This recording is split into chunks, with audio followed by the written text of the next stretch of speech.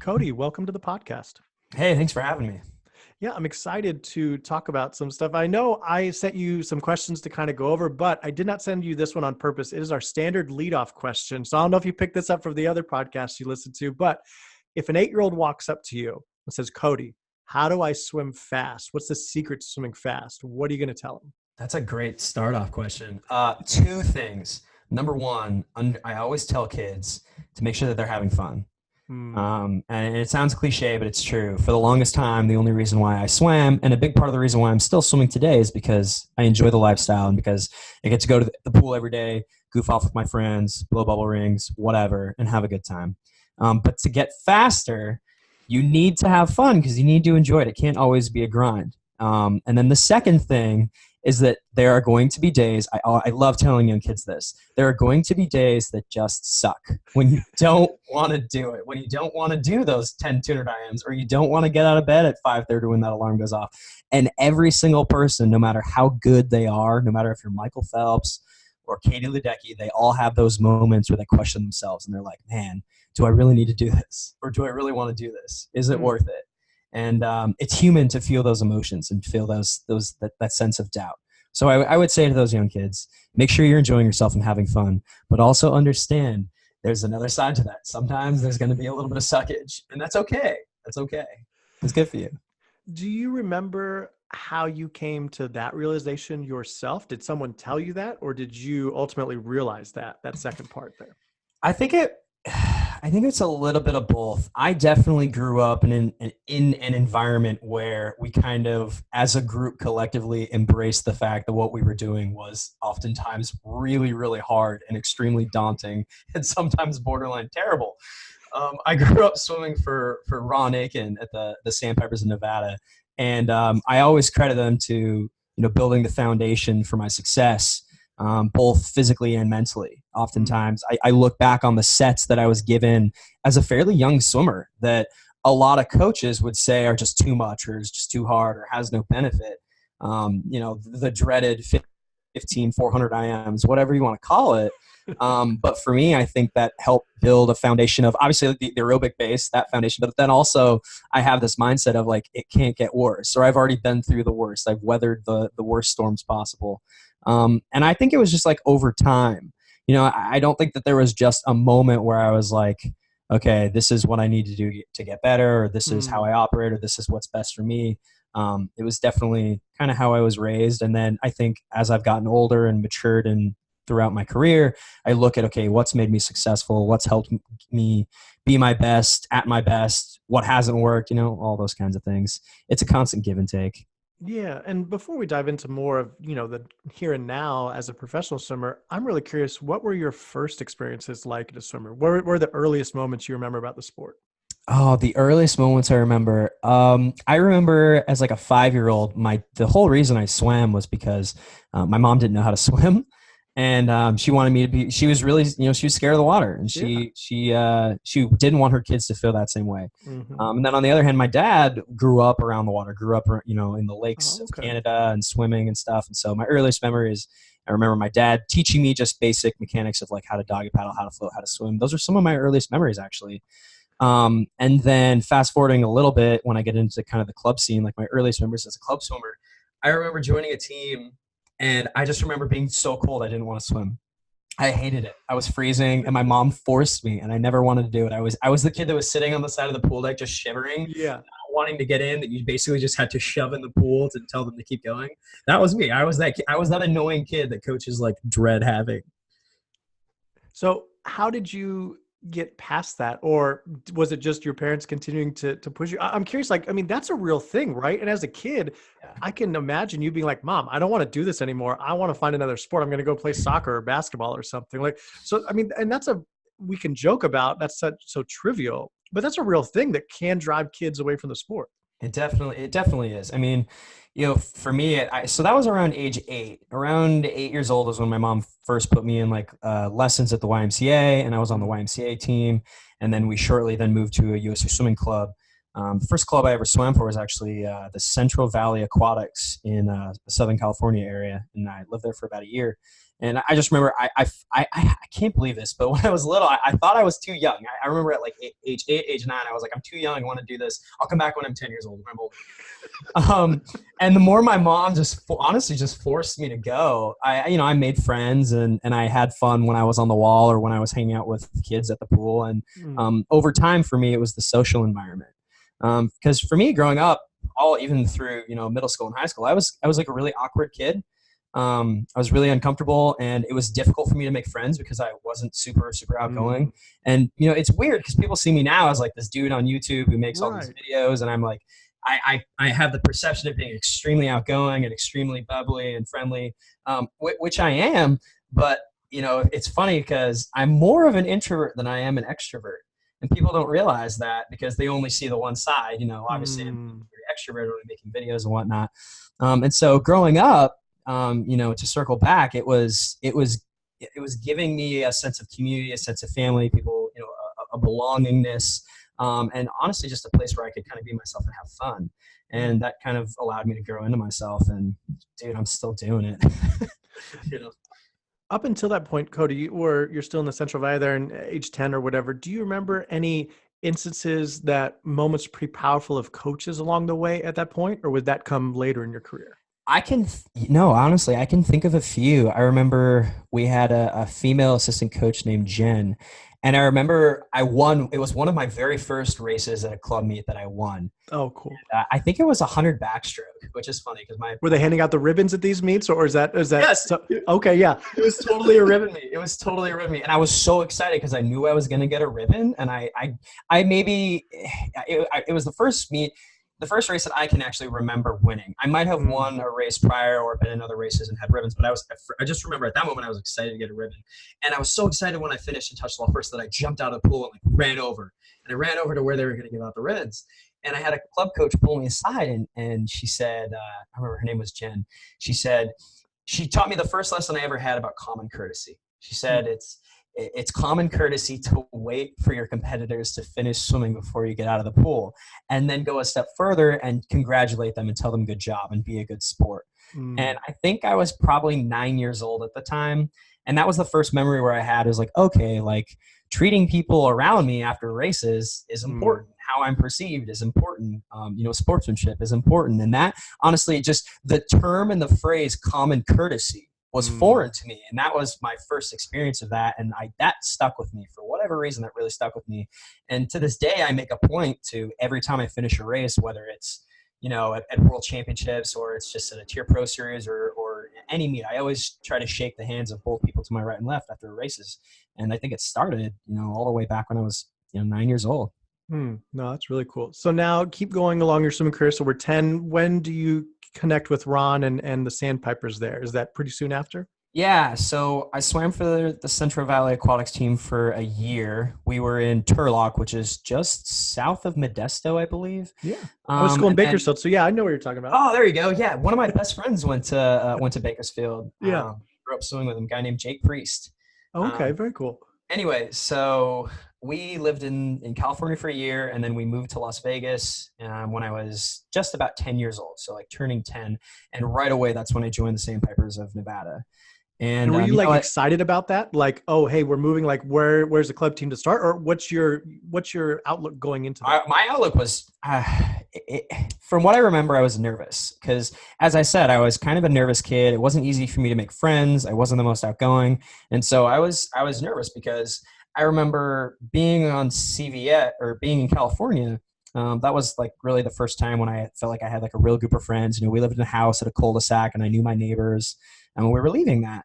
And I joined Sandpipers, and it took me a while to kind of grow into that. But, it's funny looking at that because at the time, I think Sandpipers had maybe 40 swimmers. I could be wrong. Maybe a little more than that, but there wasn't very many. Right. And now Sandpipers is this dominant powerhouse of the club with like 500 swimmers, and Ron's got like 15 Olympic trial qualifiers. It's crazy. It's weird, man. So I'm assuming then when you joined the club at 10 or 11 there, Ron's not your coach at that point. You had a few coaches, few groups to get up to that senior level. Yeah, actually, like I said, it was pretty small at the time. So I was with Chris Barber, who is still there, still coaching. He was actually just on the podcast. Was he really? Oh my God, I'm going to go back and listen to it. I don't think it's been released yet, but yeah, we definitely have recorded one with him in the last few weeks. Yeah. Oh man, that's amazing. I'm definitely going to listen to that. Yeah. So Chris was my coach from basically 10 till I want to say about 14-ish. And from 14, honestly, it might have even been 13. And then I moved on to Ron's group for the next 4 or 5 years or however many years. To me, it's all kind of hazy, you know? Yeah. But yeah, now there's a whole bunch of different groups. But back then it was just like there were really only 2 or 3 groups. That's really cool then that you can look back and see the success of just the greater team as a whole and the coaching staff and knowing like, hey, I was there kind of around the beginning of that as well. Yeah, it's amazing. I mean, it's crazy to see how far they've grown. I can't believe you had Chris on the podcast. I'm so psyched to listen to that. That's really cool. So then so many things. Oh yeah. Tell me how to talk to girls. I'm never going to forget that. So anyway, sorry. When did you first start to know, hey, I'm pretty good at this swimming thing? I mean, aside from winning that ribbon there that we talked about earlier. Crazy thing. I had kind of a roller coaster. At about a year into swimming with sandpipers, I remember I swam like a really good 100 breaststroke at maybe it was a junior Olympics meet or something. And I remember winning, and I knew like I won the meet, and I swam a really fast time. But then it wasn't until I got the Splash, my first ever Splash magazine a couple months later, and it had the rankings of all of the kids across the country. And I remember I was the number 100 meter breaststroker in the country for the 10 and under age group at the time. And that like blew my mind. I was like, oh, I am the best. I'm the greatest in America. Like I'm like a little 10-year-old, just, little kid who just thinks he's the greatest. And so at that moment, I was like, I want to be an Olympian. I want to do this and that. And the funny thing is, after that, it was just a decline. Oh, really? Yeah. I really didn't have any big swimming success until about 16, because I was always kind of small. Like when you're 10, everyone's kind of small. Yeah. I guess now there's some bigger 10-year-olds, but I was a good 10-year-old swimmer. And then honestly, for the next 5 years, pretty much I was swimming for the friendships, for the social environment, for all of those other reasons except for really physical performance. So is that frustrating? Like that's really interesting that you were really good, highly ranked as a 10-year-old, and then it actually goes down, and then at some point you start to climb back up. Yeah, it's not like I completely fell off and was like a horrible swimmer, but I was by no means like the best in the country, and that was kind of hard for me, and I just like wasn't really sure. And, especially around like age 13, 14, like I was really small for like a 13, 14-year-old. And that's kind of the time, the age when people really start to fill out and get bigger. And, then right around age 15, I remember Ron pulled me aside and he told me, this was about a year out from Olympic trials back in 2008. So it would have been 2007. And he's like, you have a shot to make Olympic trials. He's like, do you know how many high schoolers make Olympic trials? And I was like, I had no idea. He was like, not very many, very, very few. Like, you could be one of the best. And for whatever reason, the way he articulated that I could be one of the best really stuck with me. And I remember working really, really hard that year. And that year I broke my only ever national age group records that I set. I remember breaking Brennan Hansen's national age group record at Short Course Juniors in Texas at his pool. That's awesome. It was so cool because I like idolized that dude, and then once again, 16-year-old Cody, I'm like, I'm the best. I'm gonna be great. I'm gonna be the greatest. And then it was like a slow decline. Like, oh my goodness. So the 2 years following that were not great. I was a good college swimmer. I was an NCAA finalist, so I was a very good college swimmer. But no one was ever pegging me to be like the next great American breaststroker, right? Yeah. What did even recruiting look like for you? Recruiting was, I had a blast with recruiting. I was one of the top level recruits in the country. I remember taking official visits to Texas, official visit to USC in California, and then to Indiana was my third visit. So recruiting was good, but but the biggest thing for me, it's like I looked at Texas, I looked at USC, they had all these Olympic swimmers, they had all these crazy fast swimmers, and I wanted to be there because that's what I wanted to be. But I needed the scholarship money, and I was good, but full rides weren't in the cards for those schools. Right. If looking back on the totality of your career, where would you say is maybe the biggest turning point then? Especially, it sounds like there are lots of ups and downs. If you look back, is there kind of a seminal moment? Yeah, I would certainly say that the biggest moment, like the biggest aha moment that really made me believe that I could, make the Olympics or have a shot at making the Olympics wasn't until after I graduated college, honestly. I finished my senior year in March of 2014, and I got second place at NCAA's in the 200 breast to Kevin. Mm-hmm. And I had a really great college career. I was very, very proud of it. But like I said, I was not being pegged as, I'd never been on a world championship team. I'd never been on a major international team. And I wasn't pegged as the guy who was going to be this next Olympic, breaststroker. And so here I am 2 years out from 2016 Olympic trials, and I want to keep swimming. I'm a good swimmer, but I'm not on funding. I'm on the U.S. national team, but unless you were top 14 in the world, you weren't on any kind of funding, didn't have kind of sponsors. And I, wasn't in a position where I had family to fall back on. I had to basically forge my own path, make my own way. And there was a turning point where I was like, okay, I'm either going to quit swimming and get a job and figure out my life, or I'm just going to dive head into this for 2 years and just find ways to support myself. Yeah. And hope it works out. And about 5 months after that, my final NCAA meet was U.S. Nationals in Irvine, California. And that was when I won the 100-meter breaststroke, which put me on the Pan Pacs team, which then put me on the World Championship team, and also got me funding that year. And that was the biggest moment, was winning a long course national title. And that was when I was like, okay, maybe I can, actually make the Olympics. Maybe this could be real. That was when I really believed, okay, this is possible. But it was a lot of ups and downs. I always tell people, it's no one has a clear path to success. Yeah. Where their goal is, but it's a roller coaster. And that's part of the beauty of it, I think. Do you remember your mindset going into that nationals in 14?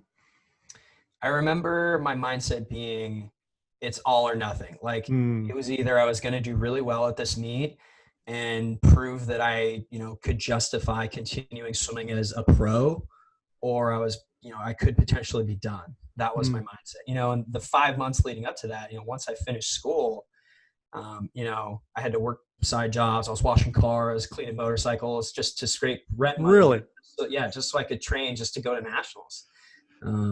So for me, it was I was really nitty gritty. It was kind of make or break. And I think it made me better. Clearly it worked out okay, but Throughout your swimming career up until that point, were you able to respond when you put that kind of self pressure on? Because it sounds like you were pretty honest with yourself. Hey, if I don't make it here, like you said, I got to go get a real job. What am I doing? But I feel some swimmers too, when they put pressure on themselves, it crushes them and it's too much expectation. So I'm curious, it seems like you're kind of able to use that, it sounds like, to then get yourself to another level. Yeah. Everyone's different, right? I know people who that added pressure that they put on themselves ultimately makes them better. And then I see other athletes, and I know you've seen other athletes who put that added pressure on themselves, and it is the instrument of their own destruction.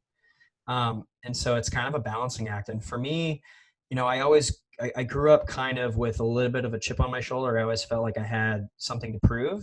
And I think that kind of motivated me to, always in my own mind, I wanted to be able to justify the fact that, regardless of the outcome, however the season went, however the race went, however the trial went, whatever it was, I didn't want to look back and have any kind of what ifs. I wanted to be able to say that, I reaped the benefit, the reward, or the failure of everything that I've put in. And because of that, because I had that mentality, and I'm not quite sure where that mentality came from. Quite honestly, maybe it was my mom installing it in me. Maybe it was my club coaches.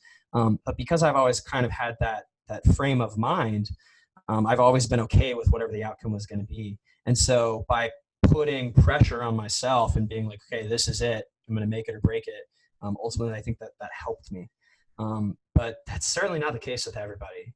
Some people, it's just the psychology of a swimmer's mind is fascinating to me. I love talking to swimmers, especially swimmers who are very, very, very different from me.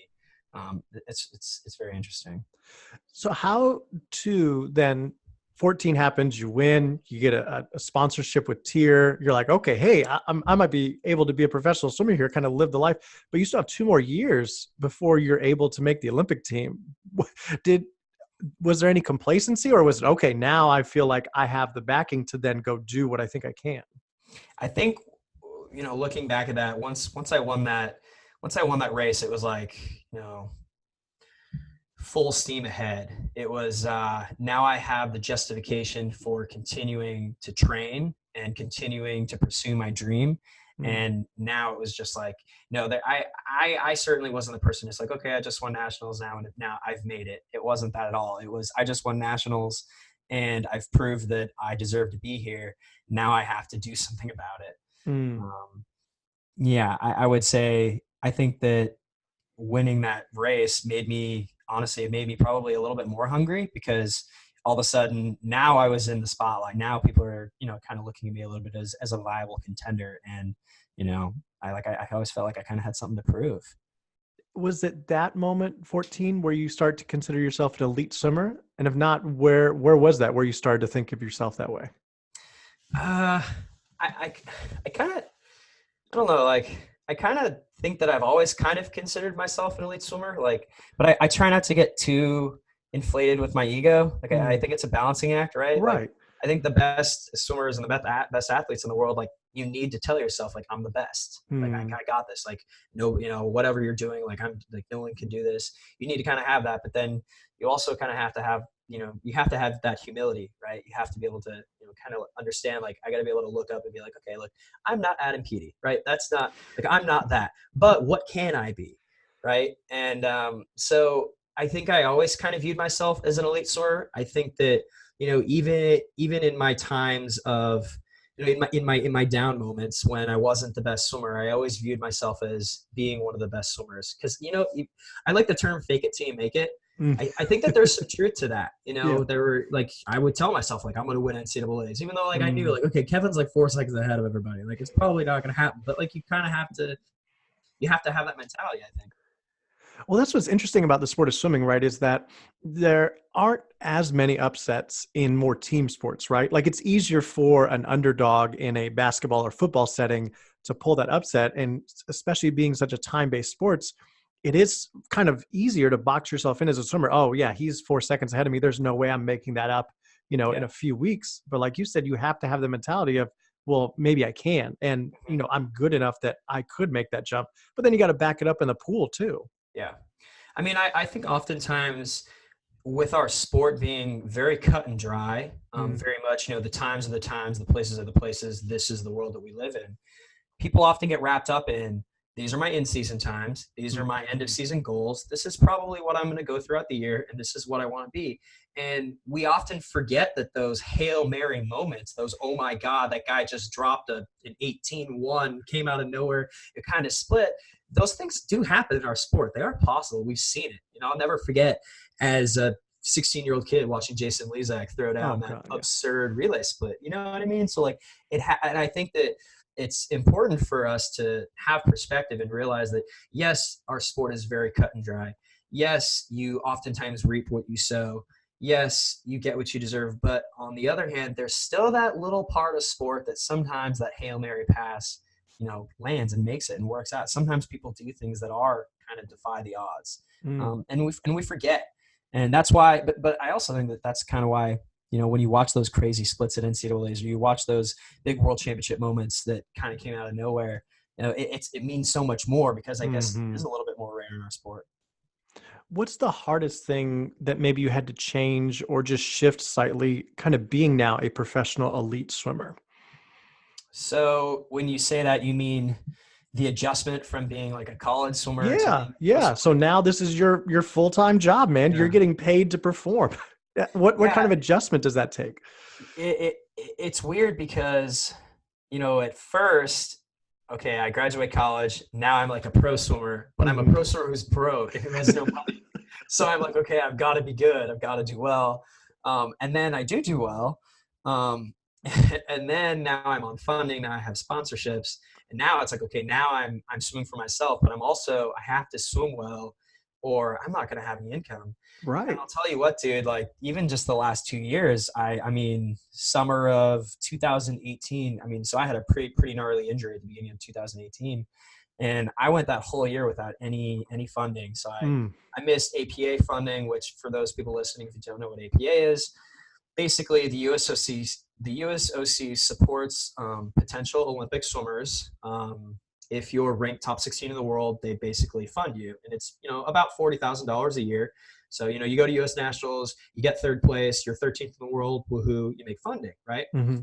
And then in addition, like you might get a suit contract or some other sponsors here, but I was in a position where I was so off for so long because I had such a bad injury.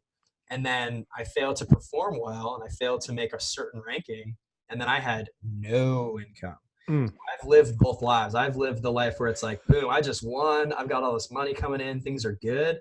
But I've also been to the point where I just, missed making teams. I lost a race. So my ego's hurt, but my wallet's also hurting. Right. That's a reality that a lot of us live in. How do you keep pushing through that? I mean, Cody, you've had so many ups and downs. At some point, don't you just kind of get tired? Like, man, like, why am I still on this roller coaster here? I don't know. Like, I think that I can't really appreciate some of the best moments in my life or the best successes or the victories or those little things without those pitfalls to look back on. Like, I mean, just 4 or 5 months ago, if you would have asked me how I felt about, having that knee injury and having basically just a whole year where I wasn't swimming well, I regretted everything. I would have changed all these things. But now I'm in a position in my life where I genuinely feel like I'm training better than I've ever trained before right now. And I have a lot of confidence leading into, this next trials. However it goes, whatever, I don't have any doubts or any what ifs. And so oftentimes I feel like, in the moment, you have no idea, but hindsight's 2020, and be able to look back on those things and to some extent be grateful because, for me, having gone through those things, I find that I can resonate and connect with people and understand people better.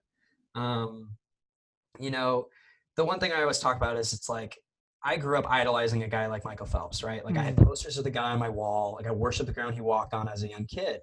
But he is so different for me because he is just like one of the most talented, crazy, freakish human beings like on the planet. It's hard for me to find something to connect with him on, right? Aside from the fact that we love swimming. Sure. Right. But for me, now that I've been to the Olympics, I've had these accomplishments and I'm meeting young kids, I'm not far off. I'm not that far off from those other young kids that meeting me. Like I'm now telling them, I'm like, look, I was just like you. I was that little kid that wanted to be an Olympic swimmer, but for years was told that he was too small, was really insecure, and wasn't the fastest kid on the team, let alone the fastest kid in his lane. Like I've been there. So I feel like having gone through a lot of these struggles, it's helped me gain a lot of perspective of myself, other people, our sport as a whole. I tend to be a positive person, so I try to look at everything as a glass half full kind of a perspective. I don't know. I think those things kind of force people to grow. Yeah. So with that, the first question you answered, you talked about, you got to have fun and you got to know it's going to suck. Yeah. So I'm curious, in some of these up and downs the last year or so, how did you make sure you kept the fun in it? That was still there, because obviously it's going to suck, right? Having an injury, working through that, but on some level too, you got to make sure that joy stays there to help power you through that stuff. Honestly, though, it was the weirdest thing. It's like 2016 was great. I made the Olympics, my dreams came true. And then 2017 was a little bit of an off year, but I was still 5th at World Championships. And then following that meet, I don't know, like my passion and my love for training wasn't the same. It wasn't gone, but it wasn't the same. And I'd always been like this. I'd always been a really big movie fan and film buff fan. And I thought about like, okay, I'm going to make like a movie. Like I'm going to make a swimming documentary. That was like this project that I've been thinking about. And throughout that process of like learning how to do it, I stumbled upon vlogging and YouTube and all this stuff. And then I was like, okay, maybe I can make like a swimming vlog. And my idea was just like to make one, like just like a day in the life of a swimmer. And I made this video, and long story short, now I have this YouTube channel with this big following. But to answer your question, for really the last 3 years, finding something outside of swimming, but is still slightly connected to swimming, in making swimming videos and making, hopefully entertaining pieces of content for other people, has kind of helped me keep the fun, because it's given me a side project outside of the pool to kind of work on, right? To keep my mind off of actual physical training, still related to swimming, still swimming videos, but I'm not worried about how fast I'm going. I'm not worried about who I'm beating. I'm not worried about what times I'm going. I'm worried about, okay, this little piece of content that I'm making is 10-year-old Cody. Would 10-year-old Cody love this? Would I enjoy this? That's what I think about. And so to answer your question, it's honestly, it's for me, it's been finding ways to engage and interact with people within the sport through YouTube. And it's weird how it's changed my life, dude. It's super, super weird. That's really interesting, your answer, Cody, because, all the coaches I interview, like on the Swim Coaches Base podcast, inevitably a handful, they'll say, hey, I take 2 weeks off and I'm just no swimming. And then even throughout the season, they make sure they take very specific breaks. And like one coach I interviewed, like had this woodworking like hobby, and he was like That's really awesome. Good at it or whatever, and he talked about how that helped him become a better coach. And I think in the sport, it's sometimes so backwards that swimmers and coaches think this has to be singular focus in my life.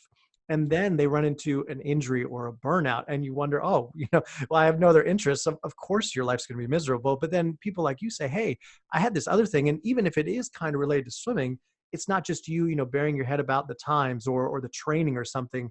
And it helps you have that joy and like be a more rounded person.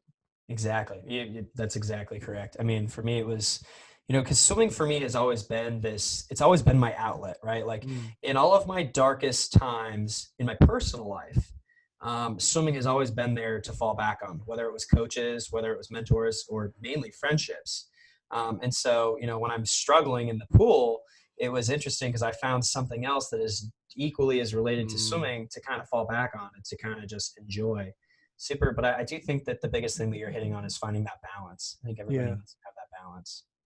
You've talked about training a little bit so far, and we've had your coach, Ray, on the podcast, not released yet, but it'll be coming soon. You've been with him a long time. Talk about what training as a professional swimmer maybe looks like and how it may be different when you coming in as a freshman in college. I can't imagine, it's the same. I'm sure there's a lot more of an even relationship, give and take, if you will. So talk about that a little bit. Yeah, it's crazy. I've been with Ray. This is like our 10th year together. That's crazy. And it is crazy. And it's crazy to look back on the growth of our program. When I came into school here, it was pretty much middle distance and distance. It was like, if you want to be a 400 IMer, you're coming to the right place. If you want to be a 50 freestyler, maybe not the best. But now that's changed. I mean, we've got all these different groups. I'd say specifically for me, Ray and I really work in a collaborative effort. I mean, I do 2 or 3 of his breaststroke practices a week. And the biggest thing for us is always keeping the fundamentals that made me or made whoever fast still there, but while having the right amount of change, right? Because we can't just keep doing, Ray has told me that I've helped make him a better coach, which makes me proud because he says that I'm forcing him to keep innovating. Like he can't just keep giving swimmers the same sets for 10 years. I would go crazy if he was still doing that. And so a lot of the base is still there, but we're always finding new ways to do resistance training, new ways to do hypoxic training, new ways to work on X, Y, and Z, which is super important. And now it's kind of crazy that we have got this really great group of pros. I mean, I was the first, post-grad swimmer to train at IU 5 years ago when I graduated. And now I think we've got about 15. Yeah. And it's one of the bigger groups in the country. Yeah. And I think 10 of us are American, all vying for teams right now, which is really cool. It's really a weird transformation, like when I look at it. Because, dude, there was a point in time my freshman year when I was the sole male breaststroker. Oh, like wow. I was the only male breaststroker, and it was just Ray and I. And now it's like, we've got this breaststroke group, and a lot of people filter in and out. Like our IMers come in every once in a while. There's like 30 people in the group now. It's fun.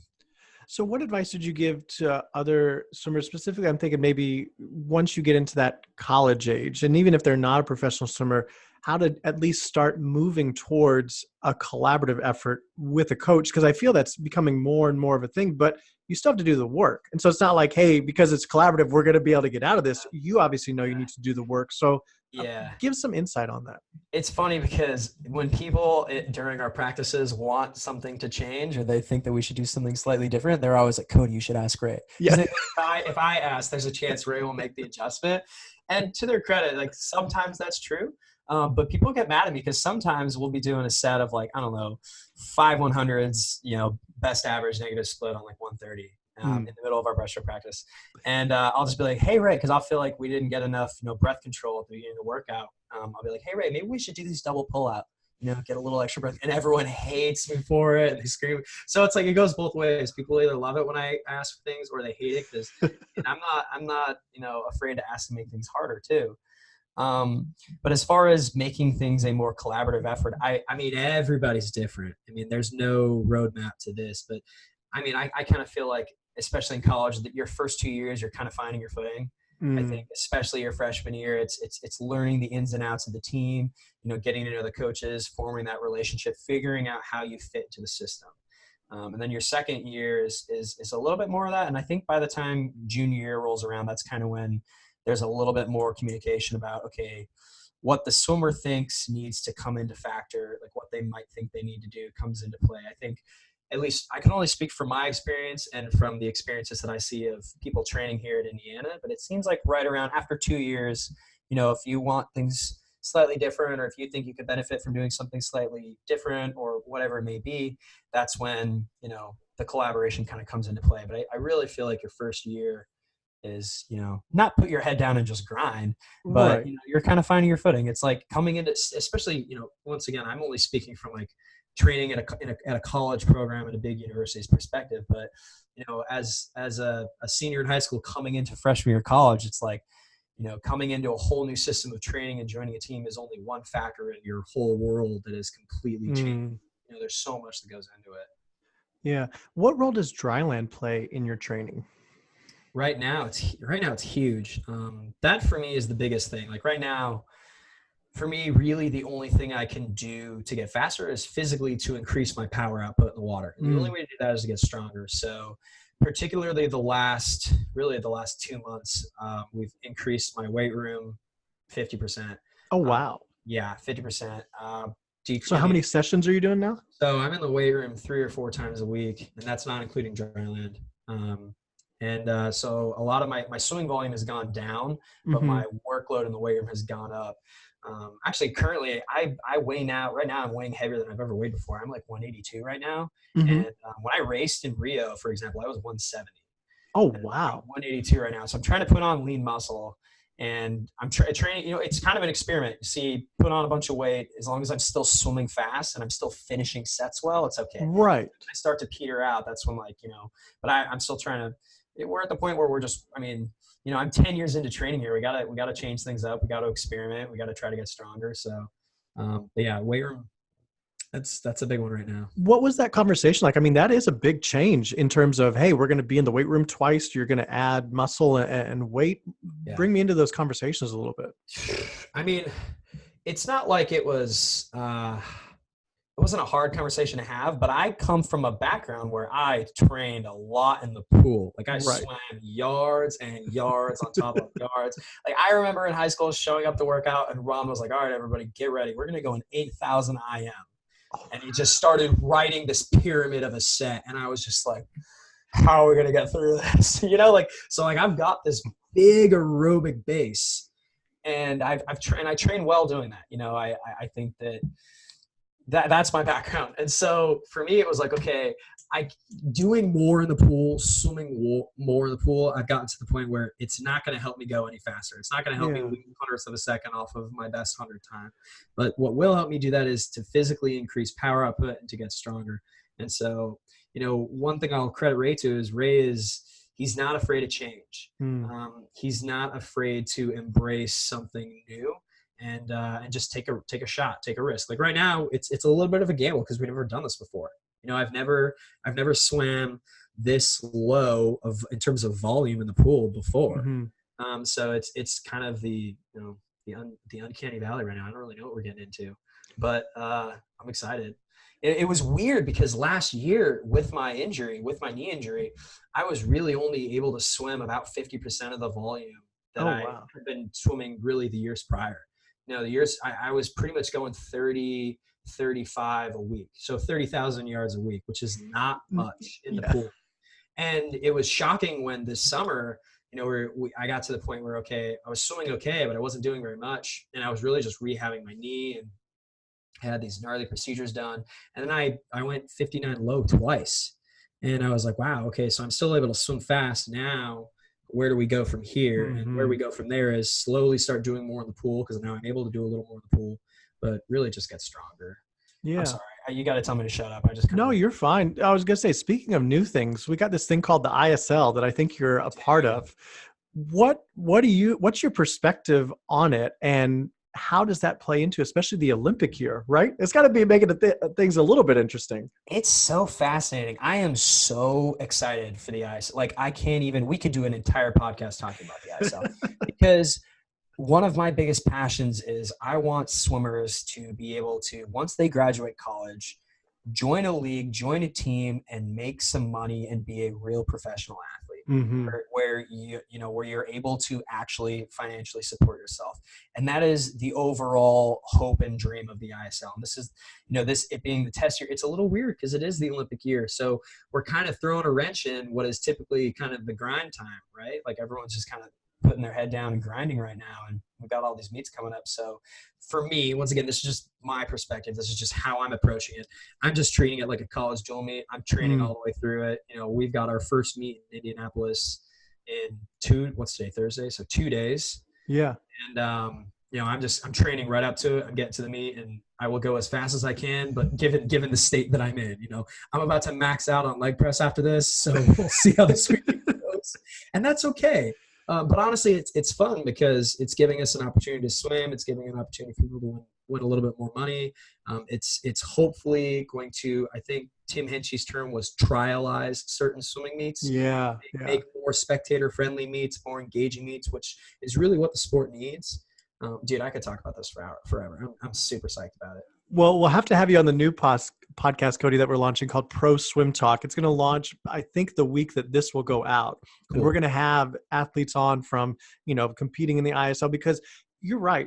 I think that if swimming is going to continue to grow, there needs to be some professional aspect to it. And I think Phelps did a great job in kind of starting the baby stage of it and opened a lot of gates, but not, like you said, not everybody is Phelps. And so how can we open the doors for a broader mass of swimmers to be able to be like yourself? Hey, great college career, not necessarily, making the Olympics in college, but then, hey, what can I do the next 4 or even 8 years? And we saw Lizak swimming at, in his 30s, throwing down those times. Exactly. I mean, like the thing for me is, I graduated college and became a pro swimmer, and there was a period of time where I was making no money, right? How beautiful would it be if in a couple years from now, someone in my position who was a good NCAA swimmer, but by no means an Olympic hopeful yet, can graduate college and be able to join. If there's 12 teams in the ISL coming forward, which is what they're talking about, they're going to have a lot of roster spots that they're going to need to fill.